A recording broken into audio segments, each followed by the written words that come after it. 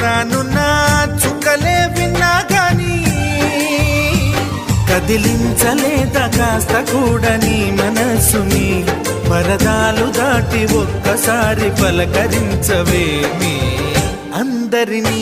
ఇలా వెంటపడి అడగాల సరదాగా నువ్వే ఎదురైతే సరిపోదా నిద్రపోతున్న రాత్రి నడిగా గుటికి చేరిన గువ్వల నడిగా